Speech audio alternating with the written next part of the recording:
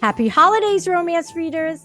I am Liz Donatelli. Welcome to Reader Seeks Romance, the #1 romance novel talk show on YouTube. In celebration of this season, I am joined by a jolly group of fabulous authors to discuss their 2023 holiday romance novels. Donna Ashcroft is the author of Christmas Secrets in the Scottish Highlands. Pub date September 2023. Ginny Baird is the author of The Holiday Mix-Up, pub date October 2023. Kelly Reynolds is the author of Venice Actually, pub date October 2023. Lillie Vale is the author of Wrapped with a Bow, pub date September 2023. Welcome to Reader Seeks Romance, authors. Thank you. Thank you. Thanks. It's fun to be here. So let's begin with an icebreaker. Share a winter holiday tradition that you observe. And I'm going to start with Donna because you're ready to go. I am. Yeah, we put our Christmas decorations up today, so I'm really ready to go. Oh, nice. Christmas Eve. So I have 2 kids actually, and they're now 21 and 19, but we still do the same thing as we did when they were little. We always leave out milk and a mince pie and a carrot for Santa and the reindeer, and we sprinkle reindeer food outside usually before they go out now and before we go to bed. And it's always gone in the morning. So that's incredibly sweet. Now, mince pie, I used to think for many years was made of actual meat, but it isn't. So can you share what is in minced pie? Oh, so it's a lovely combination. It's very sweet and it's got raisins and lots of dried fruit in, and it's wonderful. It's wonderful. And we get through rather a lot of those actually. Awesome. Do you make them yourself? I have made them, but generally we buy them from the supermarket. Oh, okay. But my book is packed with mince pies, I have to say.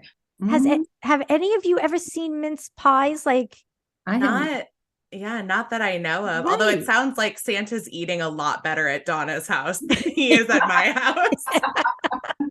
Well, that's incredibly sweet, Donna. And your kids, are they kind of like, oh, like we're over it, or do they get enthusiastic? They get into it for me actually, because I'm so excited about it still. So I think they're like, yeah, whatever. All right, let's do it.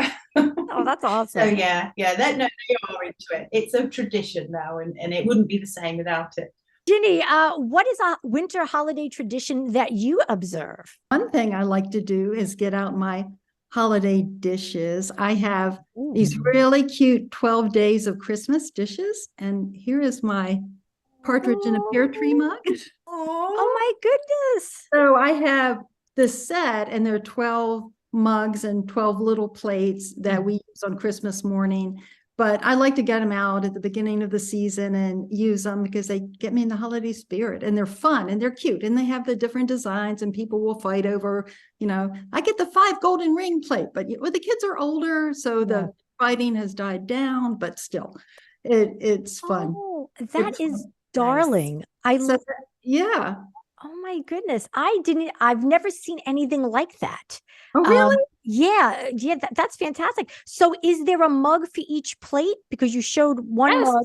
Oh, yes, okay. There's a mug for each plate, and there's a design, and it's really cute.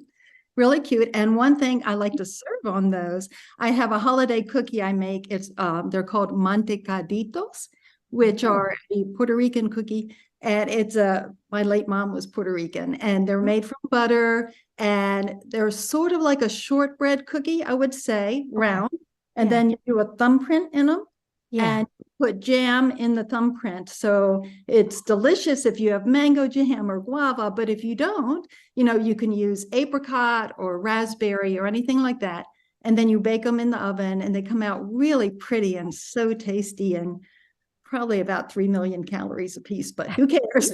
Oh my, that sounds fantastic. Yeah. My mom makes cookies like that too. And she'll use raspberry or blackberry jam because I live in Oregon. And so I'll bring home jam for her to use in the cookies.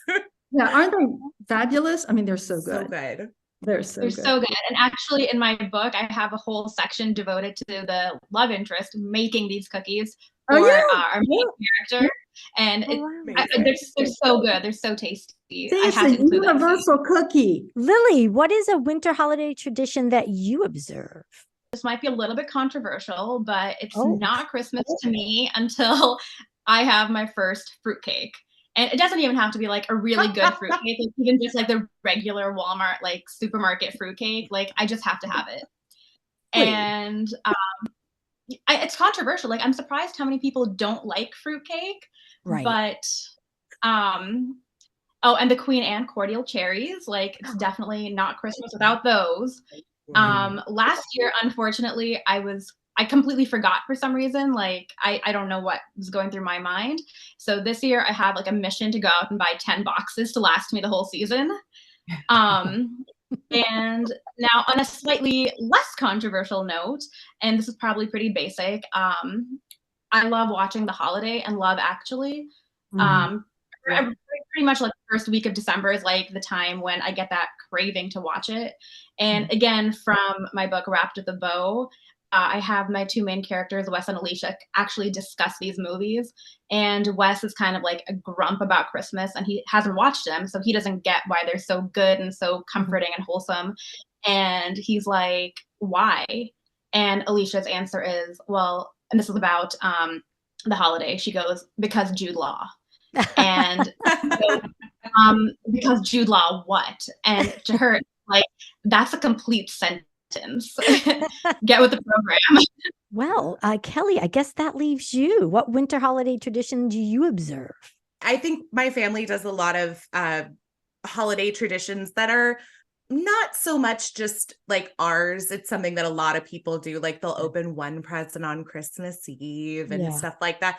But the one thing that I feel is very unique to our family in the winter time is Coco Motion. And if you've listened to my podcast, you know I talk about Coco Motion every year. And it's a hot chocolate making machine that spins up your chocolate and milk and it heats it up. And it's one of those like failed machines from Mr. Coffee that was only around for a few years and then they discontinued it, but we still have a Coco Motion and I tell everybody about it. You can only find it if you go on like eBay these days, but anybody who's part of our family or friend group knows the magic that is Coco Motion. That is awesome. Let me set the scene for you. You have a meeting with me, Liz. I'm an exec for Hallmark Channel, Lifetime, and Netflix, and you're going to pitch a movie adaptation of your holiday romance. Be sure to include your name, book title, what the book is about, and any production notes. If you have a dream cast attached to the project, any preference for director, filming location. I know in real life, those things really wouldn't be taken to heart, but I'm giving you that opportunity. Kelly, would you like to go first? Sure. Okay, Kelly, come on in. I understand you're here to pitch Venice Actually. Why don't you tell me what it's about? I'd be happy to. Yes, my name is Kelly Reynolds. My book is Venice Actually. It is a holiday romance for anybody who grew up in California that wished they had a Christmas movie for them. It's a little bit of The Proposal meets Ted Lasso, but make it more millennial, chock full of pop culture references and a bit of a quarter life crisis, more queer because the leading lady is pansexual and most of the supporting cast is also queer, and way more sex in the shower, on the soccer field. And of course, to keep it Christmassy, a spicy scene with a knit holiday scarf. In terms of casting, I think Beanie Feldstein, whom you might know from Booksmart and Lady Bird, would make a fantastic Leighton, my curvy, comedic queer queen. And in an ideal world, Chris Hemsworth would play a fantastic Killian, who is a retired British soccer player turned coach and the very definition of an ooey gooey cinnamon roll hero. This is a roommates to fake fiance to lovers romance that takes place in Los Angeles between Thanksgiving and New Year's Eve. Wow. Okay. I like what you're saying. You're hitting upon a lot of good things here. So first off, the sex, right. I mean, Hallmark, forget, out the door. Can't do Hallmark. We're thinking Netflix, but you're still going to have to tone it down a little bit. Is there, I mean, how many sex scenes are you willing to give up? Like what can go and what absolutely has to stay? So there's actually only 1.5 on the page sex scenes. Everything else is something that could absolutely be implied. You could very well, if you wanted to, make this a more closed door fade to black in terms of the sexual content kind of movie. Okay. I do think there is some humor and great character development in some of the sex scenes, so it would be worth keeping in at least one. Okay. But I think with something like Netflix or even HBO Max, Showtime, you would be able to do that. Okay. Sounds good. Sounds like you've been on a lot of pitch meetings before. You sound like you know what you're doing. We've been here once or twice. So Beanie. Yes. She has been trying to break into the holiday romance space for a while. So I'm going to have my casting director put out some feelers, see about her interest if we were to move forward. Chris Hemsworth, that he could be a big get. Can we come down a little bit? Like, who's like the B cast on him? Like, what are we thinking for like, who's a poor man's Chris Hemsworth that we could afford? Are we thinking maybe pull someone from Hallmark? Although they're very branded. They who are you thinking? I think this would actually probably be a great opportunity for somebody who maybe in the last few years has been taking parts in a younger space and wants to find an opportunity to branch out into making their mark as an adult actor playing adult roles, as opposed to somebody in their 30s playing a 18-year-old on a TV show. So I think this would be a good opportunity. I don't know specific names, but maybe somebody from Euphoria, maybe somebody from a CW show. This would be a good opportunity for them to move beyond the young adult audience and branch out into a new audience. Yeah. Okay. And if all fails, we could always go to New York Film Academy in Burbank. We're always looking to break new talent. There's a lot of hungry actors looking to get in. I actually lived right, it's just a side note, I used to live right over by the New York Film Academy, and I used to always see the t-shirts. I'm like, everyone goes to this place. I just really want to work with them. Okay. As far as filming location, we are looking to crank out some holiday romances quickly and cheaply. So I know you said California. What are we thinking? Could we actually film it in Ohio because it's very cheap there? Like, do we have any flexibility on the filming location? Absolutely, because even though it does take place in Los Angeles and there are references made to parts of Los Angeles, nothing at any point is specific to Los Angeles. A lot of it is actually filmed in a couple of locations that are indoors, a party. We would need a nice house to film inside of, or at least something that looks like a house. So you could very well film this anywhere. Ohio would be hilarious because there are jokes made about Ohio in the book. Oh, okay. Well, you're going to have to cut them if we do it in Ohio because we will be sued. I don't know. The people I know in Ohio have really liked them. Okay, give me one of the Ohio jokes. Let me see if it would pass with the Ohio State Board of Tourism and Visitors. There's a reference to Cornhenge, which is an actual art installation in Ohio that is ears of corn. And the joke to it is that this is the thing that draws attention to their town because, and I quote, Ohio. Okay. Yeah. Keep the jokes to the corn. Keep it to the corn. Okay. If you go about the people, forget it. They will march us out with pitchforks and torches. Do you understand? Absolutely. Okay. Okay. Let's see. Well, obviously you're not going to write the screenplay. We're not going to ask you we're not going to ask you to participate at all with the writing of the screenplay because that's how we roll at Netflix, Hallmark, and Lifetime. We want to take your intellectual property and make it our own in every sense of the word. But we will allow you to make at least one very strong recommendation. What absolutely must make it into the screenplay? What cannot be changed? The main character, Leighton, needs to be a plus size woman. And that is something that I won't move on because it's very much a part of her identity and a part of my personal brand.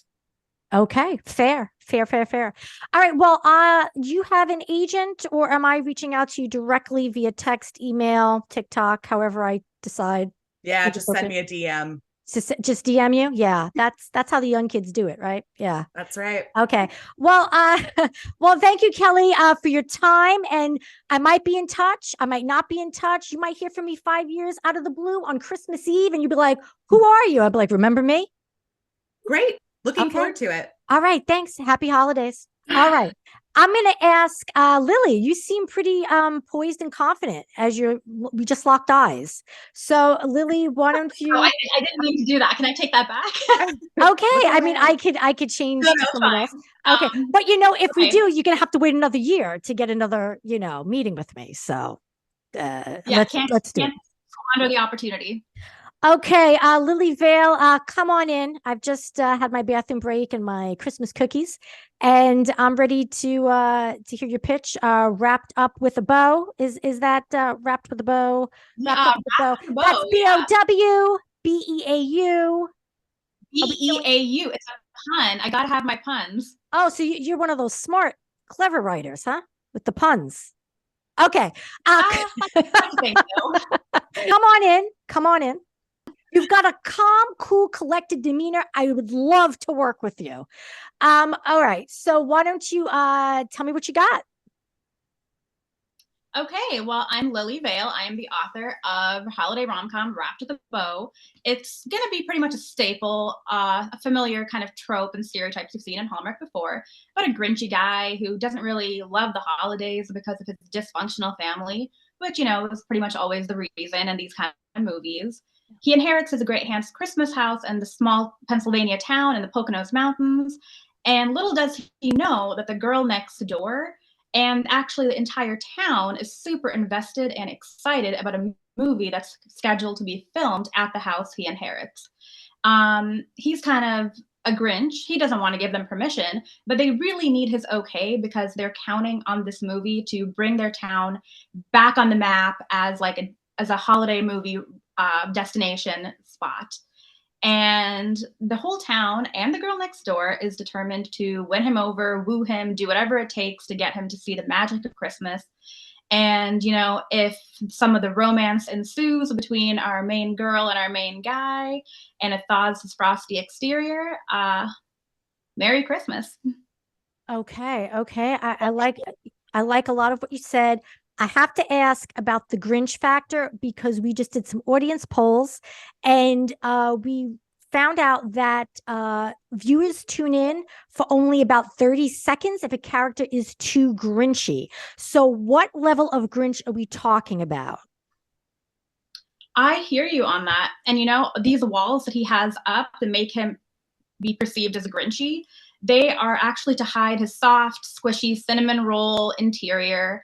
And he's actually, and now this is my personal trope, it's not grumpy sunshine.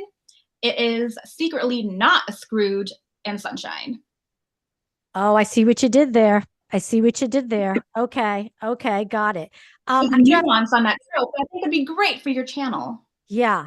Okay. I could definitely see this working on Hallmark. So the Grinch is a cinnamon roll.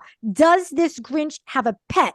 Because we also did a poll where most of our viewers feel more inclined to believe that the Grinch has a heart of gold, aka cinnamon roll, if they have a pet. The pet, having a pet, a cat, a dog, an emu, means to the audience, hey, this Grinch has potential to go good. Is there a pet? not only is there a pet, there are two pets. You know, Liz, I came prepared. Like I did my market research before even writing this book. And, you know, as one of the ways to show that our main guy is secretly not the Scrooge that everyone thinks he is, he inherits two cats along with the house. And he is prepared to not love them, but one little pet, one little meow, and he goes totally soft and squishy for them. And he can't imagine being anything other than a cat dad from now on. You know, Lily, it's like you're inside my mind. Few people can live inside that mind. I barely can. So the fact that you're in and you're walking around and we're like this, things are gonna happen for you, kid. Do you have anybody attached to this project to play the main characters? I'm going to say my pie in the sky dreaming here would be our main character, Alicia. I would love to be played by Naomi Scott of Aladdin fame, where she played Princess Jasmine. And a Hallmark favorite, I could see Ryan McPartlin being a great Wes. I do have to say that it could be toned down for Hallmark, but there are about 3 to 4 full spicy scenes in the book. So I would say it would actually also be great for Netflix if they were willing to kind of up the steam meter. I kind of pitch this book as being cozy, warm, wholesome. That's kind of the typical Christmas sleigh ride that we're all used to. But for people who are also wanting the steam, the 2 to 3 chili peppers. So really, it could go either way. Okay. As far as filming location, do you have anything in mind? Well, the story is set in the Poconos Mountains in just like a little villagey hamlet, but it could pretty much be filmed anywhere where there's snow and trees. I hear Canada is really good for that. Canada is also really cheap. Like I did not know this, but a lot of Hallmark movies are filmed there because it's cheaper because they get filming grants, which are cheaper than in the US. Yeah, we love filming up in the Couve, as we call it, in Los Angeles. I don't think they do. Vancouver is a popular space. We want to like break new ground. We want to start, giving some money to the Midwest. So it would probably be Ohio. Even though Ohio isn't that far from the Poconos, we're getting some tax breaks with Ohio, as long as you keep any jokes to just the corn. Okay. Can't have any jokes about anything besides the corn, because the people, as I just told another person who came in, the pitchforks will come out and they will march right off the land. So just keep that in mind. I think that's it. Oh, you won't be at all involved in the screen play, the screen in the script. That's not what we do. We have a team of writers, but we will allow you to keep something. So is there something that has to be in the movie that is in the book? Just one thing. It's a pretty diverse town, diverse cast. I've got a lot of queer people of color. That would be important to keep and to stay in there. Okay. Fair. Yeah, I can work with that. I have a good casting director. Other than that, I just want my movie made. So I hear what you're saying. I hear. And I think we're off to a good start, Lily. I think we're off to a good start. I'm going to listen, I've got lunch. I know it's like 4:30, but I have lunch pretty much every 30 minutes. Like I've got lunch. So I'm going to say goodbye. Happy holidays to you. And I'll be in touch. DM you. You seem like you're, one of those young people who does everything, DMs, TikTok. You'll hear from me. I'll get in touch. Don't worry. Or maybe I won't. You'll catch me on the gram. Okay. All right. Bye, Lily. Take care. Donna, you look scared. So let's get it out of the way, huh? All right. I am scared. How am I going to follow those two? That's really good. Yeah. Okay. So now, Donna, I understand we flew you in for this pitch. Thank you. Just so you know, we're only going to give you like $50 for meals until you fly back home tomorrow. Okay. So good luck with that in Los Angeles. Thank you. Okay. Yeah, all right. Come on in, Donna. All right, Donna, tell me what you got. Okay, hi, I'm Donna Ashcroft, and I've written Christmas Secrets in the Scottish Highlands. So obviously that book is set in the Scottish Highlands, lots of snow, lots of trees, really very Hallmark, very beautiful. So it's an enemies to lovers trope, and it's set in a place called Christmas Resort, which is it's a wonderful holiday destination for people who adore Christmas. Maybe they can't have Christmas another time of the year, so they can have all year round Christmas. It is set in December on the run up to Christmas. So the resort's up for sale. I have Holiday, who is my heroine, and she works in the resort. She's very, very keen to keep everything as is. She loves it. And then my hero, Damon McAndrew, he has come. He wants to buy the resort, but actually, unbeknownst to everybody, he plans to knock it down because he's going to build a hotel. And he has reasons for this. My characters have very strong character arcs. I won't go into that now. What I will say is it's quite a lot of fun. Holiday initially tries to put Damon off by sabotaging his stay, but those things keep backfiring on her. Eventually, her and the teams, it's a very lovely, close-knit team, decide that what they're going to do is they're going to make him love the place. So they get him to go and do all these wonderful Christmassy things. They go on sleigh rides. They make, oh, look, I've even got some. They make pom-poms, they bake cakes, and they develop feelings for each other. And he begins to think, you know what, this place is pretty lovely. I might keep it as it is. So there's lots of funny moments, lots of drama. It's very Christmassy. It's a little bit sexy too. And it ends with Damon. I've got a really good ending where he is in the middle of the maze, and he's made loads of pom-poms because because the heroine loves them, and he leaves a trail of pom-poms to the center of the maze where they originally Holiday was trying to frighten the life out of him and freeze him, and then he declares his love to her. So readers have actually described it as heartwarming, delivering all the festive feels, and like drinking a mug of hot chocolate in front of an open fire. So I think it would make a really good Christmas movie. All right. I'm getting very strong Hallmark and Lifetime channel vibes. If it's a little sexy, maybe more Lifetime because they take chances. Okay. Now, but Hallmark, you really want to tap into Hallmark because so we might have to sex it down, make it unsexy, maybe, depending how sexy we're talking. Hallmark for 2024, their Christmas ornament budget is $2 million. Oh. So I think that would be perfect because it sounds like you're going to need a lot of ornaments and a lot of decor in your movie. So I think I would do a push for Hallmark but Lifetime, we keep Lifetime in the wings. Netflix doesn't deserve you. Netflix doesn't deserve you. Excellent. Okay, thank you. Okay. Now here's the thing. You said Scotland. That's going to be pricey. So I suggest Ohio. Ohio is within budget, and you know what?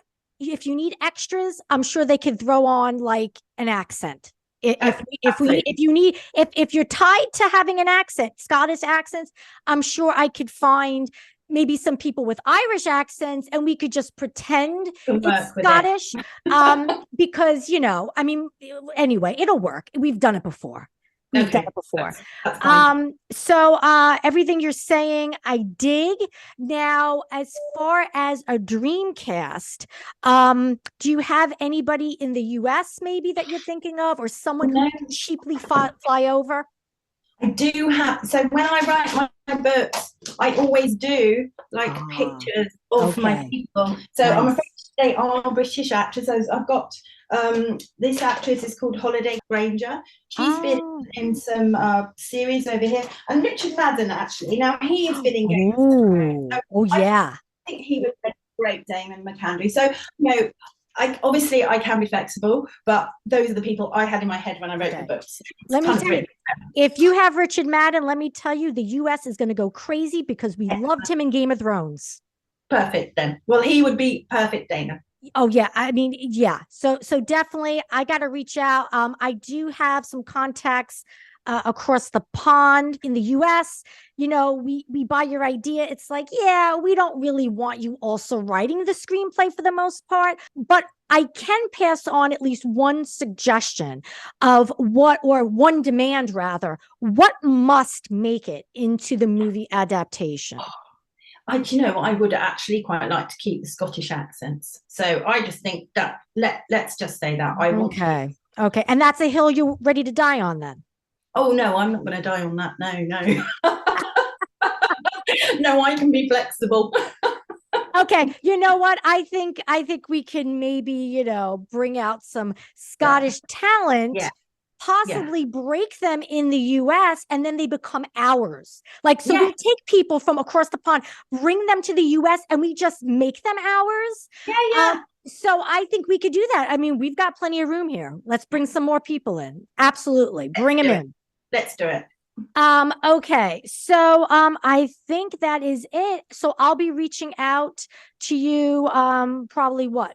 Phone, fax? Do you have fax machines? Is that how you guys contact each other out there? I don't It's know. okay. I can do a DM. The DM works. Oh, okay. You want to do great. DM. Okay. So Yeah. I would DM you, Donna. Thanks so much for taking the time. Enjoy your 24. Oh, now it's 20 hours left in the States, and happy flight. By the way, it is a connecting flight home. I hope that's not a problem. It'll probably take you 3 days, but you could just write during There's that lots of time. books I can read now, actually. So it's okay. Yeah, Absolutely. I'll read books on the flight. Yes, of course. You write, you read, you do it all, Donna, don't you? I do. Oh, okay. Well, I'll talk to you soon. Bye now. Thank you. Okay, Ginny, come on in, Ginny. Thank you so much for having me in today to talk about my book, The Holiday Mix-Up. I have to tell you, it's tailor-made for Hallmark, Netflix, Lifetime, Hallmark in particular. It's just got all the feel, all the vibes, no super spicy stuff that has to be cut. So I'm working with you there. It's a really sweet story. To start, it's got a gorgeous setting. So it's got all the visuals, very filmable. It's set on a family vineyard in Napa Valley, California. That's flexible. I hear that there are vineyards in Ohio. It would be perfect. It could work. And so you've got the gorgeous setting of the family vineyard. You've got the waitress who works in a diner, and there are also diners in Ohio, I hear. So I mean, I think you've got the setting, location down, easy to work with, very filmable, very on budget. It's a cute setup where this heroine, Katie, who works in the diner, she has a major crush on her diner patron, Juan Martinez, and his family owns this vineyard. And he asked her to be his fake date to the family Christmas dinner, and she leaps at the chance because why not, right? She wants fake to become forever with this guy. Unfortunately, shortly afterwards, he gets in an accident where he's almost run down by a van. She helps save him, pushes him out of the way, and he winds up in a coma in the hospital. Unbeknownst to her, he's already texted his family about bringing home his new sweet girlfriend. So she is sucked into this giant family web of this Latin family, very loving, very involved, very meddling in some ways, who take her under their wing. And she's in a real bind because she has promised Juan that she will not spill the beans, will not tell this is a fake dating scenario. He's trying to avoid the matchmaking efforts of his titimon, his great aunt from Puerto Rico. Now, his family is Mexican-American on the dad's side, going back for generations, and they brought the vines from Mexico and started the vineyard, which is amazing. And then on the mom's side of the hero, the family's from Puerto Rico, and that influence comes from my late mom, who was from Puerto Rico. So we've got the Hispanic, diverse cast, and Katie falls into this family. They're so loving, so warm.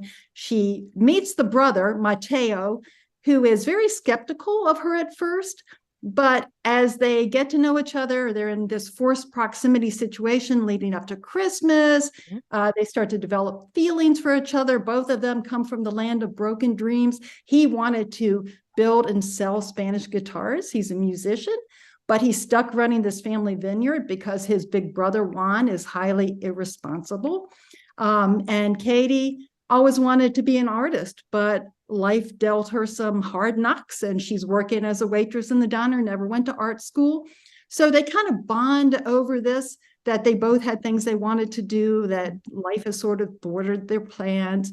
Yeah. And things happen at the vineyard where she helps out, and they're thrown into a Christmas situation one after the next. They look for the Christmas tree, they do decorating, she bakes cookies, she climbs the ladder to decorate the tree, and she falls off and he catches her. how Hallmark is that, right? So you've got this, you got the almost kisses, the near misses, all the holiday vibey stuff. And sort of underlaying all that, there's the big business versus little business, because you have the small family business that's been in the family for generations. They're on the brink of losing this vineyard and they have to do something, but they don't want it to be that. And so, can there be a happy ending in all this? Talk about a hero having a pet. There are a few horses. One of the heart tugs is that they might have to sell off the horses and part of the pasture because they're in such bad financial straits.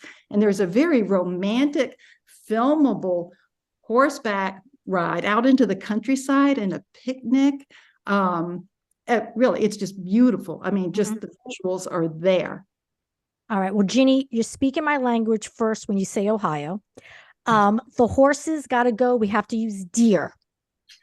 There's way more deer than horses. It's got to be a deer, people riding deer. We can make it happen. We can use AI, special effects, whatever. The one thing that Hallmark loves more than family is a family that's potentially losing its business.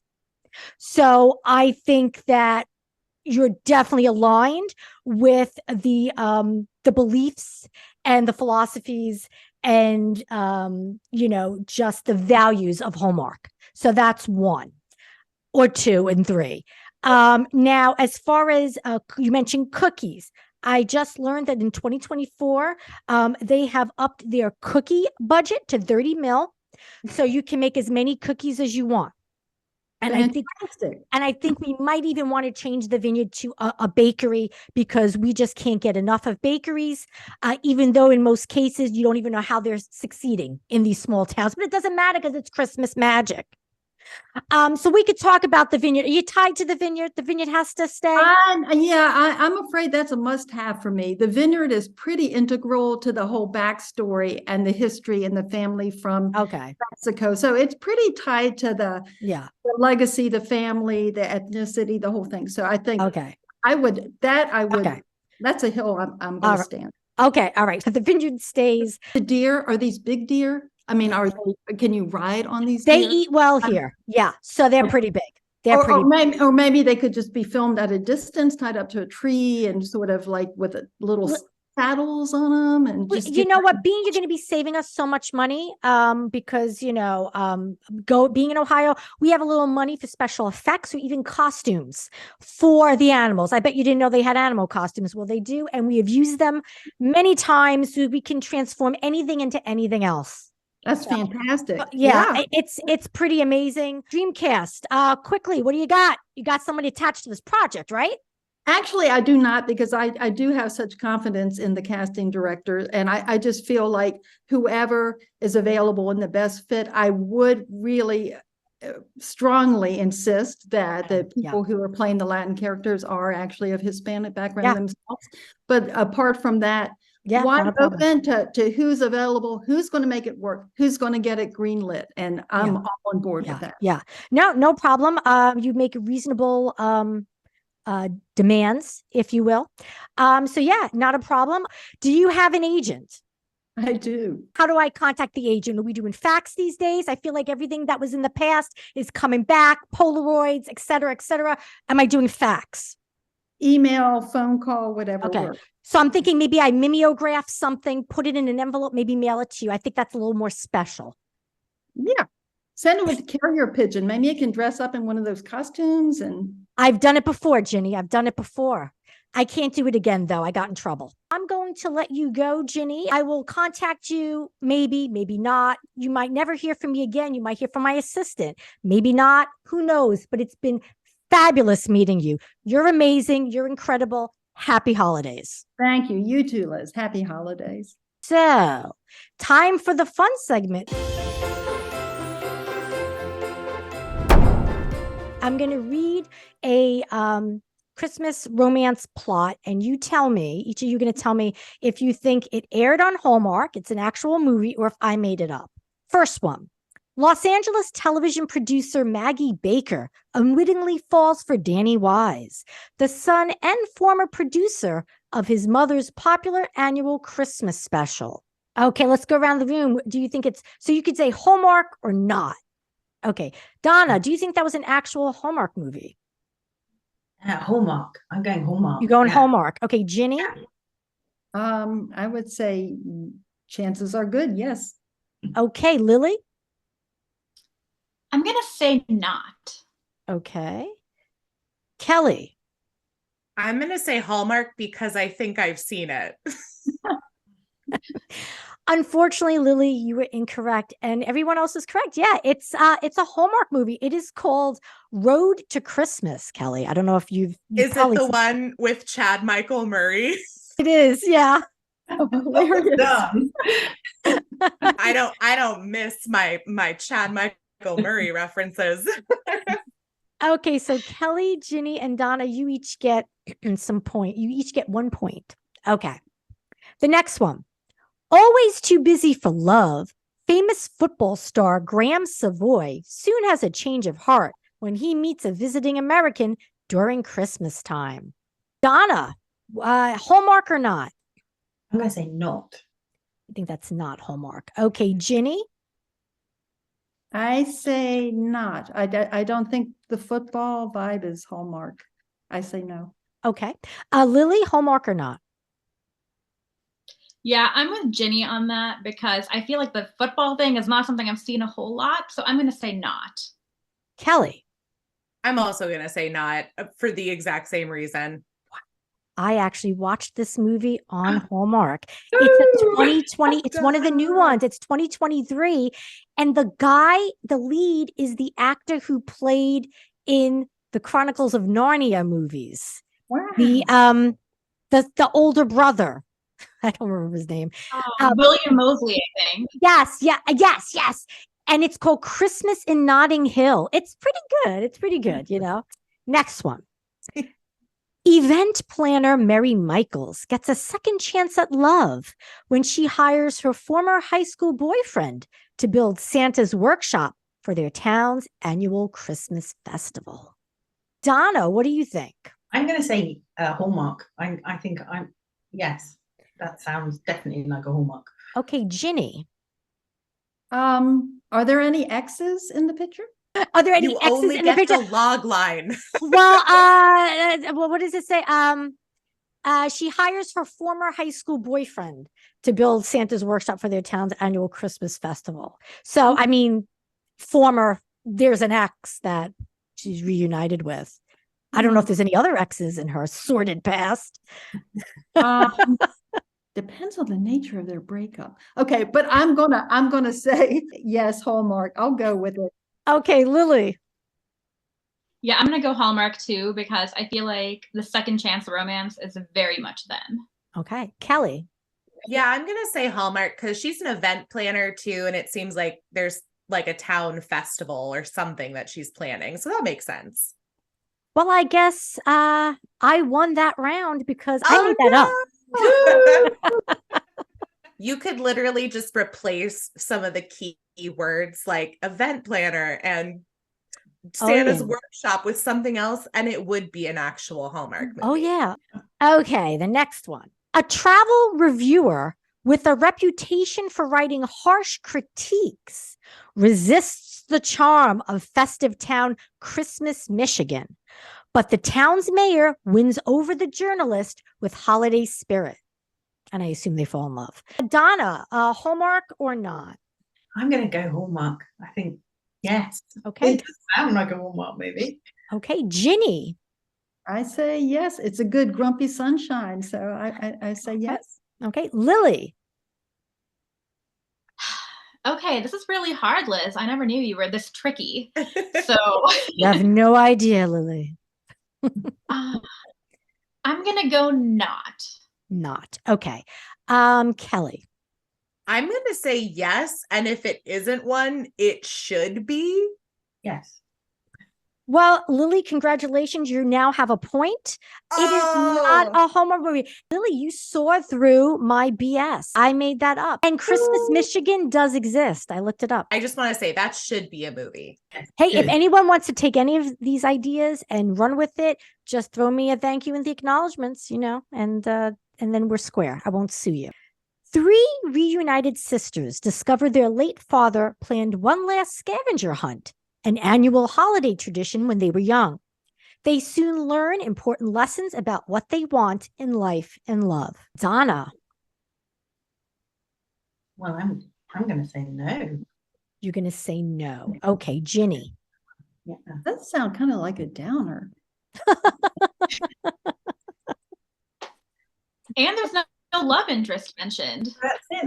Well, it says, let's see, important lessons about what they want in life and love. So this is, I looked up, it is listed as a Christmas romance, but there's also apparently a strong sister component to this. Okay, I'm going to say yes, but I'm going to say old Hallmark or Okay. yes. Okay, so you're saying Hallmark, but you're thinking earlier, like years, like maybe 7 years ago? Yeah, and they have different channels too, and some do more serious vibes. Mhm. They do, but this is all like under the Christmas, like I've looked up, Oh, okay. So is it or maybe I didn't look it up. See, I don't. I might have looked it up and then changed it so that way. Lillie. Okay, this game is giving me major trust issues. Because I feel like pretty much everything that you're saying is something that I've seen on Hallmark or like very close to it. Yeah, I know. So it's hard. Okay, I'm gonna go with it is a Hallmark movie. Okay. I'm not sure about it though. I'm Okay, not well, sure, but you I'm only gonna get go with one answer, so it's going to have to be Hallmark. Kelly, what do you say? I'm gonna say it is a Hallmark movie, and kind of like Ginny said, I know that there's like the Hallmark more rom-com movies, and then there are Hallmark more family-oriented movies, and I feel like this could be that. Yes. Well, it is a Hallmark movie, and I actually watched it. It is called Every Time a Bell Rings is the name of that movie. Everyone's got 2 points except Donna. Okay, but there's still time to catch up, although not much time because we only have one more. Okay. Last one. Stranded far from home during a snowstorm, Noelle is welcomed into the home of a widowed father whose children believe that she is an angel sent to them for Christmas. Donna, what say you? Wow. I think it sounds like a Hallmark movie, but I'm going to say no. You're going to say no. Okay. Ginny. I'm going to say no. Going to say no. You sound very confident. You didn't even ask any questions, Ginny. You were like very confident. Lillie. it sounds super on brand, but I'm also gonna go with no. No. Okay. Kelly, what you look torn, Kelly. Well, I'm torn because I want to say no, but I'm also thinking maybe somebody should say yes. I don't know. I feel like pieces of it are true, but not all of it. You know what, though? I'm going to say yes. I'm going to say yes, it's a Hallmark movie. And just so we can break the tie, maybe? It is not a Hallmark movie. Drat. I made that up. So let's see. So it's going to be a two-way tie. So Donna, you finally have 2 points. And then Lillie and Ginny, you each have 3. We could do a match game holiday romance edition tiebreaker, or you could just both be tied. What do you think? Just both be tied in the spirit of harmony at Christmas, or do you want to do, actually, Lillie, I think you really want to go for it. I could give you a match game one and see if either of you match with me, and whoever matches with me wins. Okay. All right. So you guys want to do it? Oh, this competitive spirit is surprising. I'm actually not that cutthroat, but I kind of want to see what you pull out of the bag. All right. So this is match game. So it's a fill in the blank, and you will see if you match with me. According to Bookstagram, the only one bed trope has been replaced by the holiday trope, only one blank. I put only one sleigh. Oh. What did sleigh? And you put scarf. Oh, Ginny, you are the winner. Thank you, Donna, Ginny, Lillie, and Kelly for joining me here on Reader Seeks Romance, and happy holidays. And thank you. Thanks for organizing, Liz. It was really fun.